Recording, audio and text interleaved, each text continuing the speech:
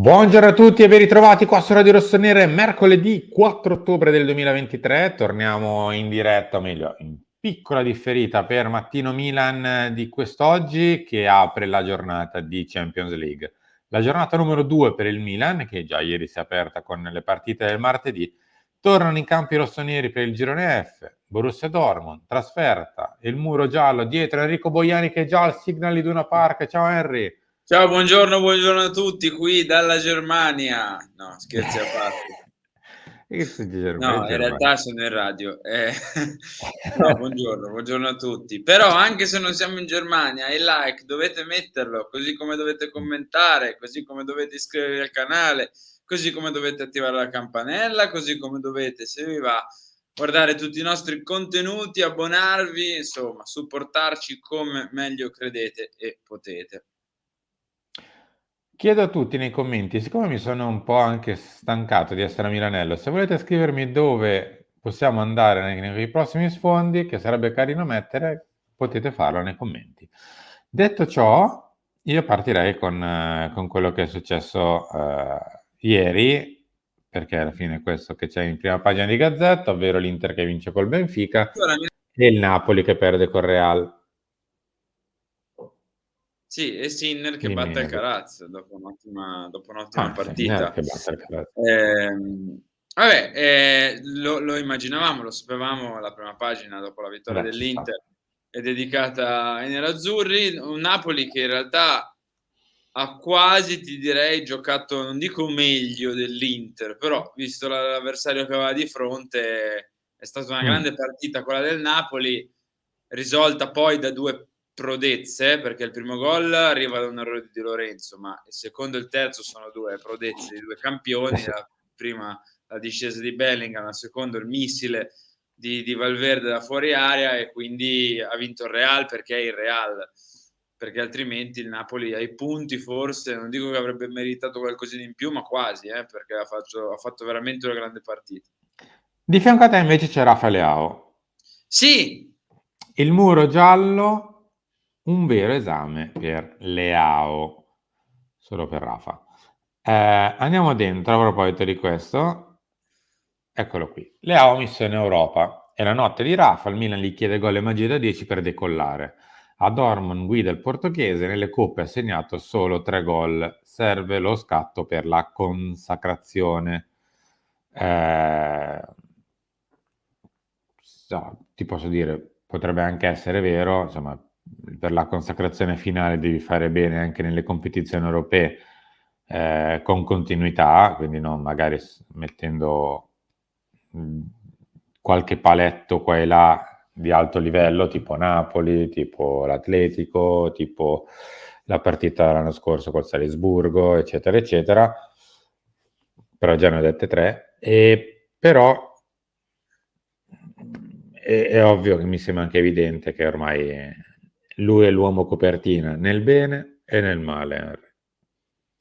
sì, mi piacerebbe che si parlasse anche della partita, cioè ogni tanto, del fatto che bisogna prepararla, di come si batte il Borussia Dortmund, delle armi, di tutte le armi che può avere il Milan, del fatto che comunque oltre che essere un esame per Leao, è un esame un po' per tutti, perché questa squadra comunque sta facendo Sì. bene in campionato, ma in Europa, in questo livello, dopo un anno in cui sei arrivato in semifinale, anche lì devi ripeterti, tra virgolette, no? Comunque devi dimostrare di essere una grande squadra. Poi, sotto l'occhio del ciclone c'è sempre lui e va bene,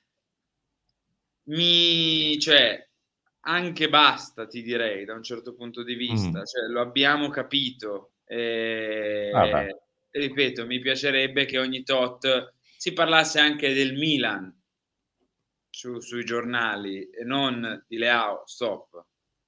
È il destino Chissà delle se grandi stelle, caro Henry. sì, sì, va bene. Sì, Vabbè. cioè se l'Inter non segna vanno da Lautaro, non vanno dall'Inter in generale. Sì, sì, no, ma va bene, va bene.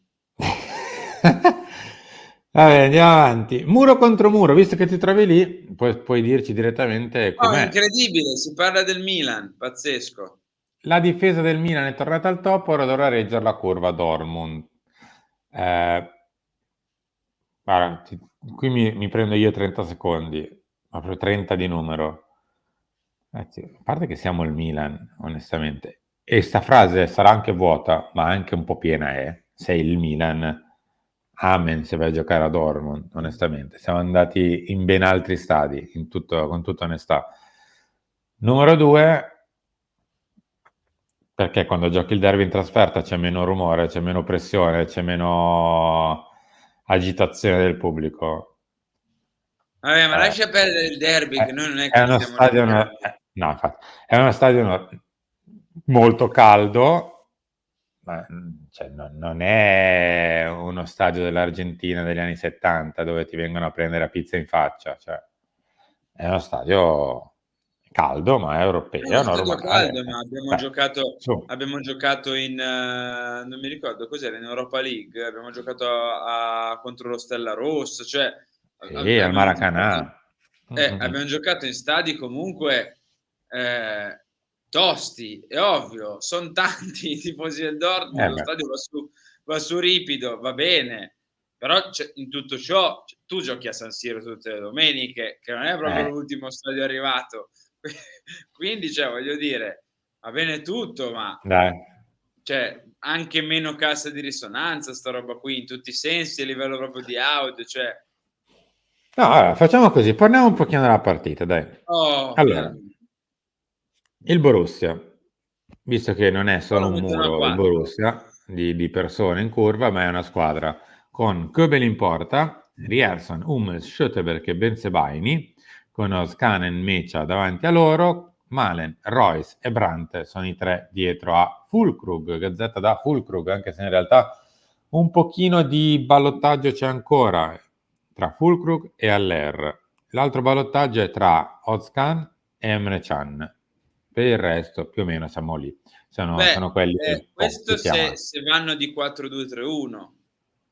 Così sembra, cioè o meglio, e così è stato anche per l'ultima partita in campionato vinta in casa Ecco, perché dell'Hoffenheim. questa formazione è la copia carbone più o meno della partita di campionato. Se Mm. invece la buttano sul 3-5-2, gli interpreti potrebbero essere altri, potrebbero esserci spazio per Malen e Adeyemi davanti, con un Per centrocampista in Sule più. dietro, Wolf. Esatto, con un centrocampista in più che potrebbe essere Sabitzer, insomma è una squadra diversa, ha due interfacce diverse. In base a come si schierano capiremo qualcosina in più. Io mi sento più tranquillo se dovessero giocare a 4, perché Anch'io, sono un così, esattamente così. pochino a specchio, sono un pochino più statici, la possibilità per i nostri esterni di puntare i loro terzini che, con tutto il bene che posso volere a Bensebaini, ma Pulisic in teoria dovrebbe avere un mismatch tecnico importante.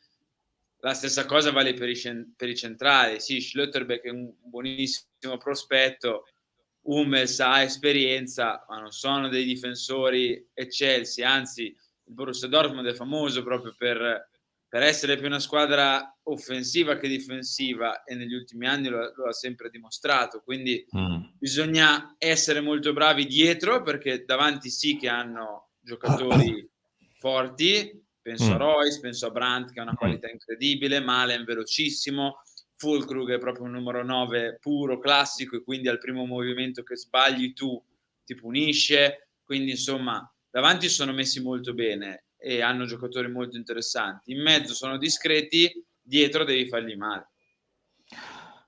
Sì, in realtà anch'io vado un po' a vedere non tanto in mezzo, ma quanto sugli esterni. Perché alla fine se giochi così, Renders si prende Royce e viceversa, Özcan, Pobega, Nmecha, Musa. O insomma, questi tre sono quelli che poi andranno uomo a uomo uno contro l'altro. Sull'esterno, come hai detto giustamente, ma gli stessi Brandt e Malen, se non tanto Brandt perché comunque è già un pochino, guarda un po' più indietro rispetto che a Malen. Sì. Però Malen con Teo, Teo è ovvio che gli devi dare un grande occhio perché è quello che ha segnato di più in stagione Malen. Però è anche vero che Teo si deve far seguire da Malen, e se Malen non lo aiuta, a Rierson il rischio è che il povero Rierson in basso a destra sia preso un po' in mezzo tra le AO, nel caso dovesse salire Teo, eccetera, eccetera. Quindi gran parte probabilmente si giocherà di qua, a sinistra, anche se, come hai detto giustamente, lo stesso Pulisic, che è abituato a giocare tra l'altro col famoso muro, speriamo possa fare il più classico dei gol dell'ex. Ecco. Sì, sì, ma ripeto, Pulisic ha un mismatch tecnico, magari fisicamente Benjamini è anche alto, può contenerlo, ma tecnicamente è un'altra storia. Adesso hanno fatto un briefing con Pulisic per farsi spiegare com'è il muro, cosa dicono, quali sono i cori, chissà. No, comunque volevo aggiungere una cosa, Simo, sì. attenzione alla panchina del Dortmund, perché hanno giocatori molto interessanti da mettere dentro, cioè Sì, gli ultimi 3, Haller, anche 4. ne hanno qualcuno, perché hanno Wolf che fa l'esterno e che è molto veloce, è un giocatore di sostanza che può dare una mano. Reina ha comunque qualità, anche se ultimamente si è un pochino perso. Emre Can lo conosciamo, ha giocato anche nella Juve, tanta fisicità. Adeyemi è rapidissimo. Bino Gittens, altro giocatore giovanissimo, di qualità, di corsa. Mukoko pure, cioè sappiamo, il Dortmund coi giovani, con i giocatori di potenziale fa sempre la scarpetta, no, se vogliamo. Quindi bisogna stare attenti perché sono ragazzi imprevedibili, poi magari qualcuno nel corso della carriera si perderà, qualcuno diventerà un campionissimo, non si può mai sapere col Borussia Dortmund perché c'è Bellingham che diventa Bellingham e c'è Sancho che diventa Sancho, nel bene prima, nel male poi. Quindi staremo a vedere, ma occhio anche alla panchina. La nostra invece, Henry, perché con Sportiello e Mirante vanno insieme Florenzi, Kier, Bartesaghi, Adli, Ciukwese, Okafor e Jovic.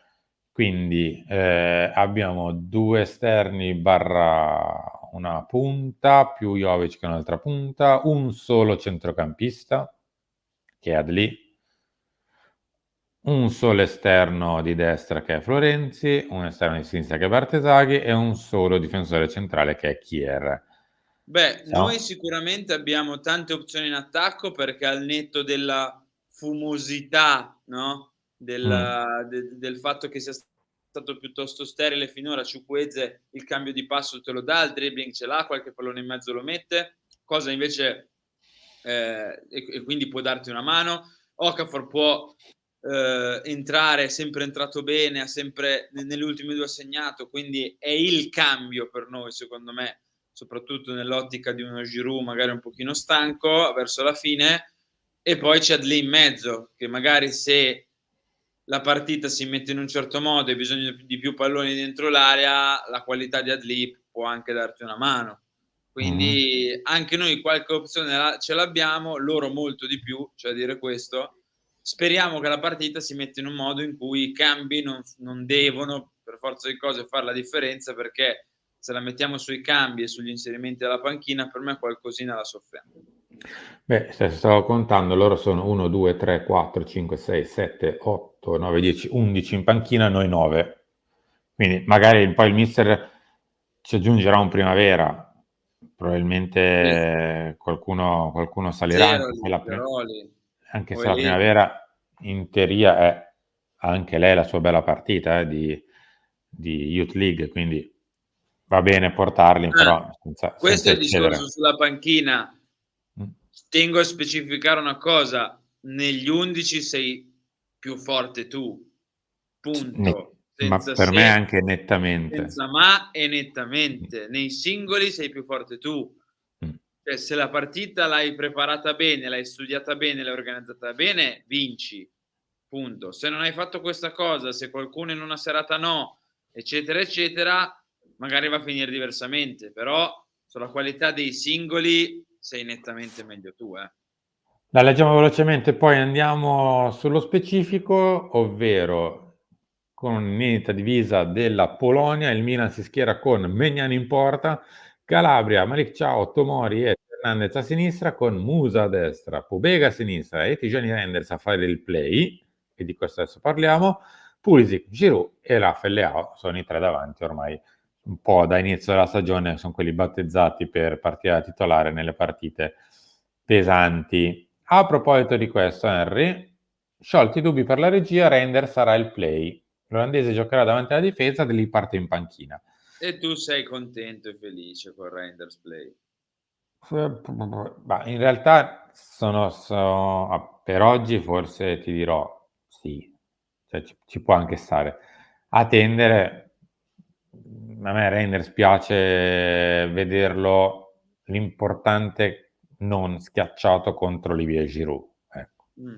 Se si inserisce, è anche giusto che si inserisca, fa la mezzala, d'altronde non è che fa il portiere.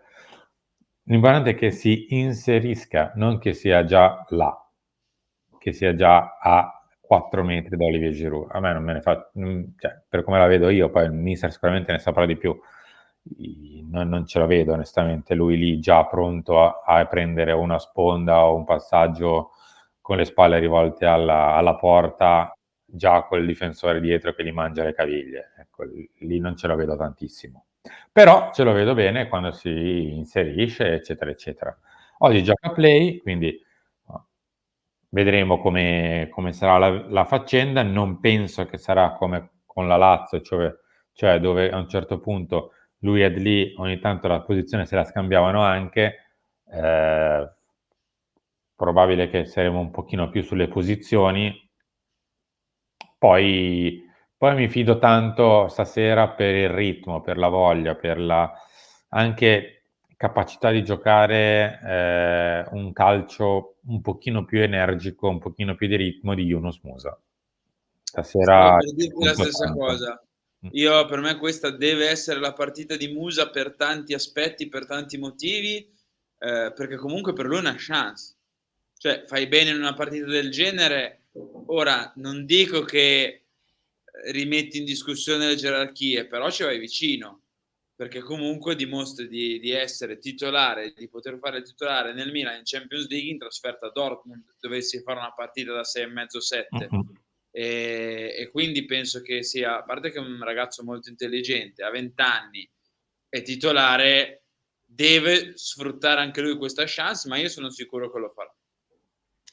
Noi siamo arrivati in chiusura per questo appuntamento di Mattino Milan, ci ritroviamo come sempre per In tutto Chiama ciò Milan. ricordatevi che è la notte di Leao e che se Leao non fa bene è il Eccola. processo, ricordatevelo sempre perché, Sì. Se perché Leao non sorride fa gol e durante gli assist, allenamenti, se non fa 2 gol, 2 assist, se ride durante gli allenamenti non va bene, mi raccomando, ricordatevelo perché belli tutti i 22 in campo, bello che la partita si gioca in 11, che tutti devono fare il loro, però poi domattina in copertina sceva lui, quindi il focus e la lente è sempre su di lui, mi raccomando, ricordatevelo, se no è un dramma.